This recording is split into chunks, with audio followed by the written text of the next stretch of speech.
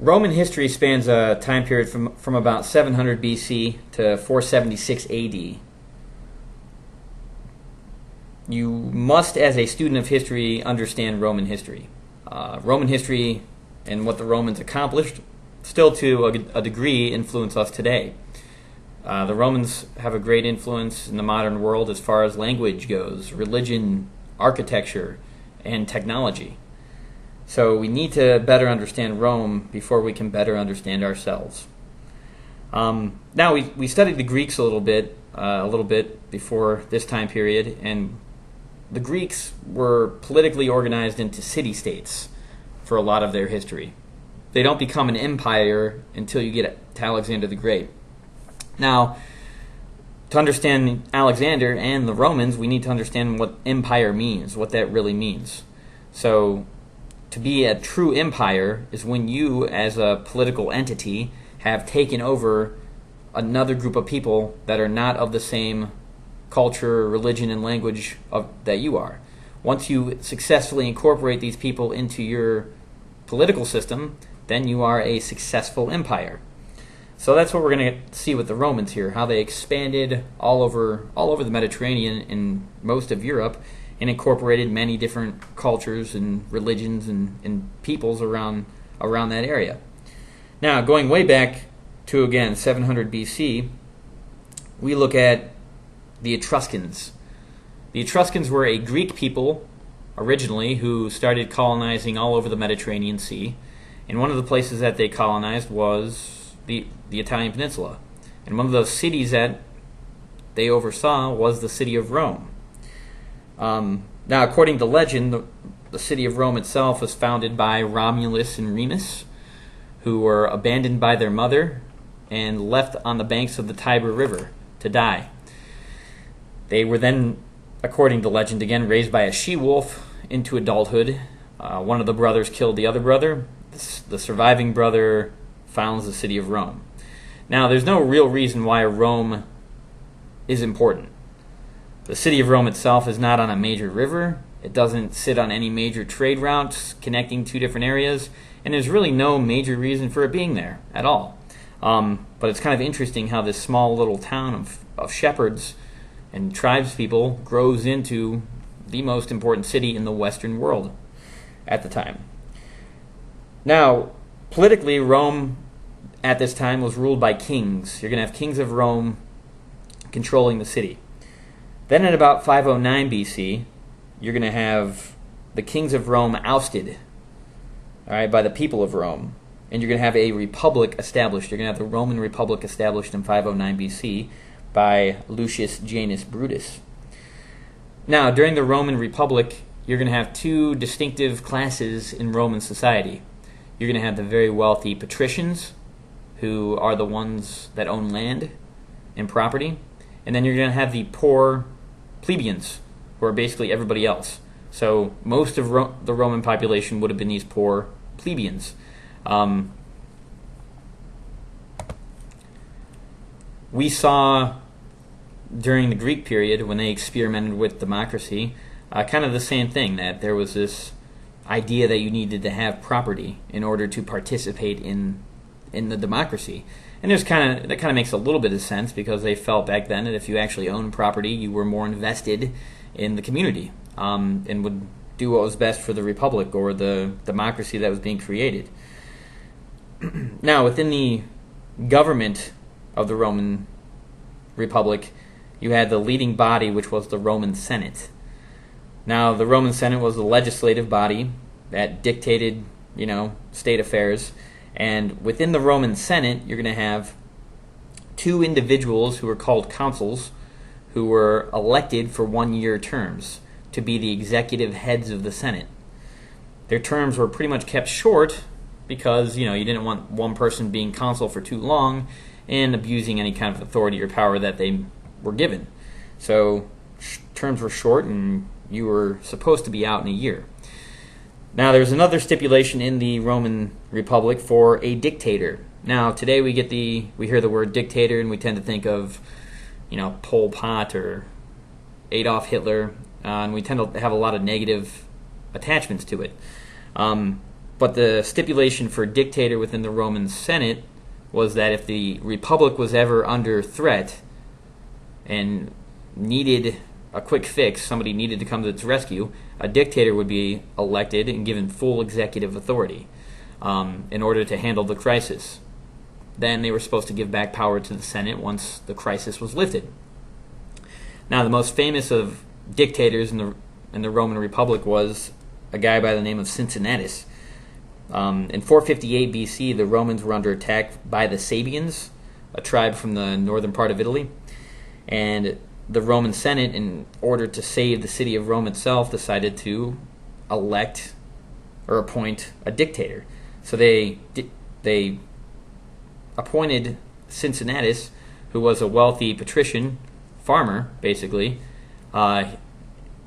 He rose to the occasion, took control of the Roman army, won victory on the battlefield. After the battle was won, he went back to the Roman Senate and handed back the power to the Roman Senate and the Roman people. Then, according to legend, he went back to his plow, went back to his farm. And from that point on, Cincinnatus is kind of this symbol of Roman virtue and kind of what every Roman should strive to be. Now, during this, a little bit after that time, the Romans continued to expand on the Italian peninsula, incorporating different towns and villages and cities within their republican grasp, if you would. The first major test that the Roman Republic has is during the Punic Wars. Now, there was another major power in North Africa called Carthage. And the Carthaginians were an old Greek colony, Phoenician colony, but had risen to prominence kind of the same way the Romans had. The Carthaginians were also a major naval power in the region. Now, the First Punic War was over Sicily, and who would get Sicily. Long story short, the Romans win the First Punic War and expand into Sicily. During the Second Punic Wars, you're going to have a guy by the name of Hannibal Barca, who was a Carthaginian general, leading an army with some elephants over the Italian Alps in northern Italy. He leads his army over the mountains and into Italy, basically wreaking havoc on the Romans, winning a lot of battles, burning cities. At one particular battle called Cannae, the Romans are going to lose 70,000 men. So Hannibal really takes them to school and basically, wins a lot of victories over the Romans on their own turf. However, Hannibal's supply line is really stretched, and he can't really feed his army, so he decides to head back to North Africa with his army. The Romans then raise another army under the command of Scipio Africanus, of which the continent of Africa will later take its name. He leads an army to North Africa, fights Hannibal at the Battle of Zima, and ends the Second Punic War with a Roman victory. Now, the Third Punic War is basically the Romans mopping up. They're really trying just to go in there and get rid of Carthage altogether.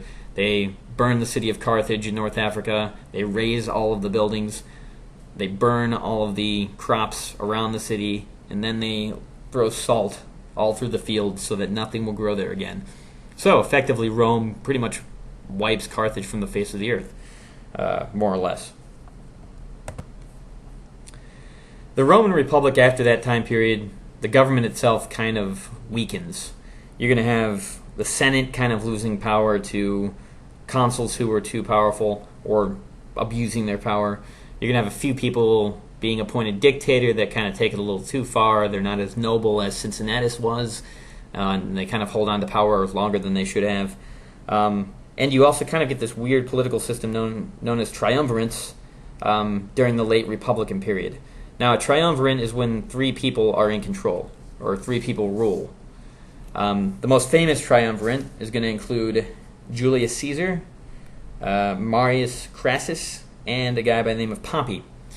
And these three guys kind of control Rome. They're the most powerful people in Rome at the time.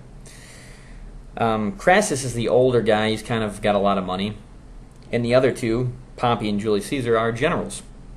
And if you want to be a popular general, you have to win victory on the battlefield. So Caesar leaves Italy and goes to Gaul. Gaul is modern-day France, in which he leads a campaign to incorporate Gaul into the empire, if you would. However, while Caesar's on campaign, Crassus is going to die. Now, Caesar hears about this when he's on campaign, and he knows that the other guy, Pompey, is in Rome, and basically could turn on him. He could make the Senate turn on Caesar, because Caesar's on campaign. He's hundreds of miles away. So Caesar makes a decision. He decides to march his army from France, modern-day France, to the city of Rome. Now, when Caesar gets to the Italian peninsula, or on the Italian peninsula, he comes across this river in northern Italy called the Rubicon. And the Roman Senate has said that any Roman army that crosses this line, that crosses this river, effectively, it's an act of war if an army does that. So Caesar gets to the banks of the Rubicon River, and according to legends, states that the die has been cast and there's no turning back, and we've come this far, we might as well, go all the way. So he marches on the city of Rome with his army. Pompey is going to flee. He's later murdered in Egypt. And Caesar enters the city of Rome triumphantly with an army behind him. Now, when you have an army behind you, you got to remember that everybody's going to do what you want, basically. Nobody can really tell you what to do. So Caesar knows this. His men like him. He's very popular with his troops. So when he gets to Rome, the Senate effectively make him dictator for life. So Caesar goes about enjoying the powers of being a dictator. He's very popular with the poor. He was known to give out handouts to the poor, basically like welfare today, if you would, kind of like to get people on their feet. However, he didn't have a lot of fans in the Roman Senate or with the wealthy individuals. Obvious reason for that is because he basically, laughed at their authority and power and made a mockery of the Senate. So there's going to be enough senators that conspire to get rid of Caesar. And by 44 BC, Caesar's assassinated by a number of senators in the Roman Senate house. Now, this leads the Roman Republic, if you would, into an even weaker decline, and you're going to have a civil war basically taking place between Mark Antony and Octavian.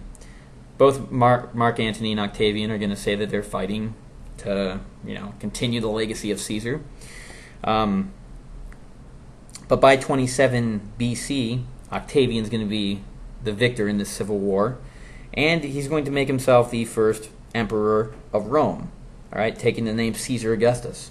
So he becomes effectively the first Roman emperor.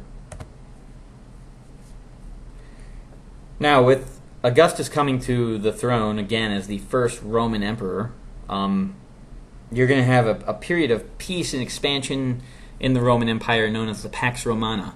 That lasts for about 150 to 200 years after, or during and after Augustus's reign. And basically that's a time of peace and prosperity within the Roman Empire and kind of unprecedented expansion. So it's also during the Pax Romana that the Romans reach their territorial height of power, if you would, too. Technology also at this time is something we have to really look at. Technology, trade, and culture.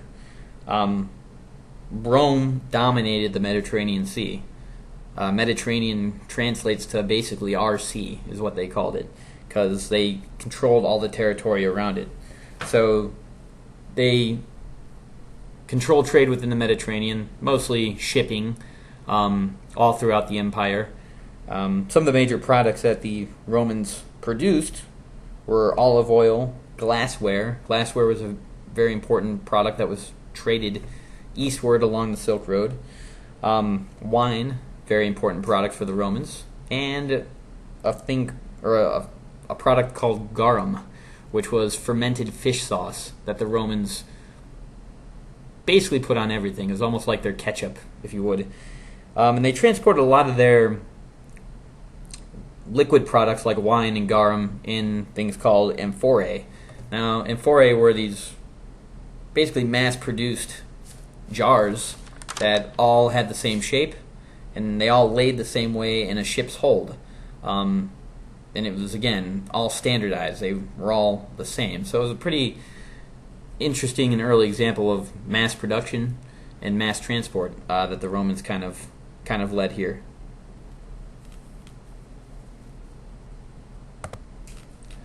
Now, Rome also controlled trade within Europe. Products that I already mentioned, like garum and wine and olive oil, were all main products of southern Italy that found a market in, southern Europe, which found a market in northern Europe. And then the northern parts of Europe, which the Romans also controlled, you get products like wool, salted fish, timber, which would all find markets in the south. So the Romans helped to really facilitate trade within their empire, obviously. Another contact that the Romans are going to have are through the Silk Road contacts. Again, products like wine, olive oil, and glassware for a lot of it going east. The Romans would have then been importing, I guess you could say, if you were very wealthy, silks from the Far East. Technology that the Romans developed at this time are, again, something we really have to highlight here. Concrete, for example, something we take for granted today. If we go out and we look at our highways, our roads, sidewalks, it's all made from concrete. But the Romans were the first to develop a formula for concrete, basically crushed up limestone, sand mixed with water. Could be molded then into any kind of form. So concrete's going to be a major thing. The Romans, as most of you probably know, were road builders. They built roads all throughout the empire, connecting various points of the empire. And road building is a very tedious process. I mean, you got to flatten out all your land appropriately. You got to pour all of the stones, if you would, line them up appropriately. Make sure that you have the stones lined up on your road in such a way that when it rains, you're going to have rain running off your road and not flooding your road. So there's a lot of engineering that goes into road building. But roads are also going to allow the Romans to really connect or get to any part of their empire very fast, especially the Roman army. The Roman army can then use roads to get anywhere in the empire very, very fast. But that's going to backfire on the Romans, as we're going to see when the empire actually falls and barbarians basically use the roads to find the city of Rome. The other really important technology to come out here were aqueducts. Aqueducts are going to bring water from mountains to cities, in which the Romans are going to use. So a source could be hundreds of miles away from a Roman town. So the Romans had to build with such precision these aqueducts that had such a slight grade that you could barely notice, but it would still make the water run to the lowest point. Kind of an interesting engineering marvel that the Romans have here with aqueducts, concrete, and roads. Culturally speaking, the Romans had many different practices, religions, and customs. Typically, we look at it as a male-dominated society. The oldest male in the household was the boss, basically. As far as religion goes, during the Republic and into the early Empire phases, they had a polytheistic religion, which was with a pantheon of different gods that were very similar to the Greek gods of the classical era. Another important aspect we look at here is the language of the Roman Empire. The Western Romans spoke Latin. Now, Latin is or will become basically a father language to most of the Romance languages that we see today. So languages like Italian, Spanish, French, Romanian, are all derived from Latin. And Latin, for centuries after the fall of the Roman Empire, will be basically the lingua franca of Europe. And lingua franca basically means the language that everybody is going to communicate with, regardless of what language they actually speak. So if you're a wealthy person in the Middle Ages and you were French or British, you could expect to communicate with each other in Latin. So the Latin language is really going to have a lasting impact on Western Europe.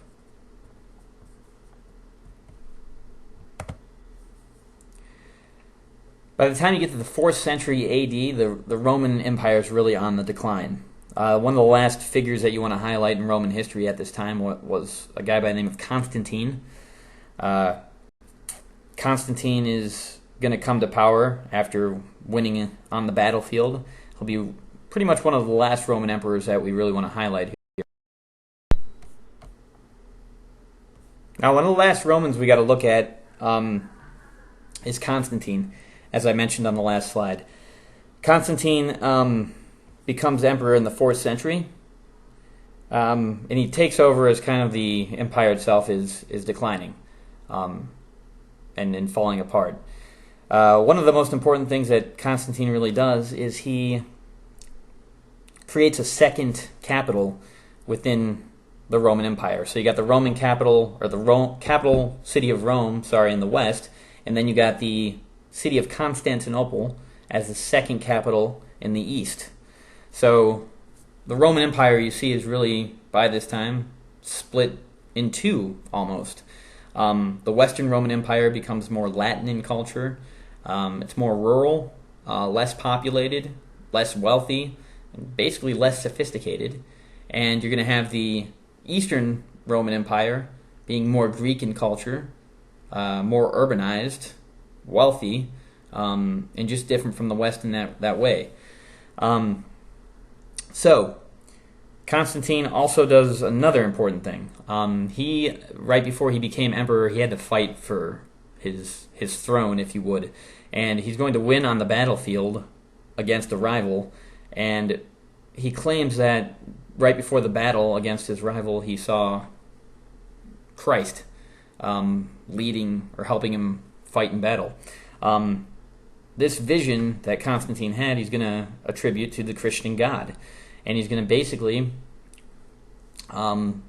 see Christianity as not necessarily a threat, but as a tool. So he makes it legal within the empire to actually be Christian. Doesn't necessarily make it official that it's a Christian empire, but he makes it okay to be Christian within the Roman Empire. And this is very important for Christianity, because before that the Christians had been persecuted all throughout the empire, but now it was okay to do it. So you're going to see Christianity spread within the Roman world. And it won't be too much longer after Constantine that, it becomes the official official religion of the Roman Empire. So this saves Christianity from being this kind of obscure Jewish sect to becoming one of the largest religions in the world. So this is a major turning point in history, a turning point for Christianity as well. So after Constantine, you're going to have a series of poor emperors take control, and basically, emperors come, they're assassinated. Politically, they're weak. So the Roman Empire is really on a state of decline by the time you get to the 400s. In the early 400s, early 5th century, the city of Rome is sacked, taken over by barbarians, and held ransom. At one point, it was held ransom for money and many pounds of black pepper, to show you how much black pepper was seen as very important. But you're going to have basically these barbarian tribes from northern Europe start to push onto Roman land. Most notably the Visigoths, the Ostrogoths, the Saxons, and the Vandals, to name a couple. So these Germanic barbarian tribes are going to push onto Roman lands and basically take advantage of the weakening of the Western Roman Empire. And then by the time you get to 476 AD, this is the last time that a Germanic tribe pushes and actually takes the city of Rome, and Rome falls for the last time. So the Roman Empire never recovers after this point. Rome falls. You're going to have a lot of these barbarian tribes basically try to recreate the Roman Empire, all unsuccessfully. So one thing you got to understand here: the Western Roman Empire falls in 476. The Eastern Roman Empire, with its capital of Constantinople, continues to thrive, if you want to say that, for almost 1,000 years after 476. Constantinople is not going to fall until 1453, but it survives mostly known as the Byzantine Empire, as opposed to the Eastern Roman Empire. Now, Western Europe never politically recovers from this. To this day, Western Europe is politically fragmented. You've got Italy, France, Sweden, not Sweden, sorry, Britain, Spain, Portugal, all these different countries that at one time was under Roman control. So Europe never recovered from this loss, if you would, and it remains politically fragmented. But we still have a lot of instances today of Rome all around us. Like I mentioned, languages and architecture.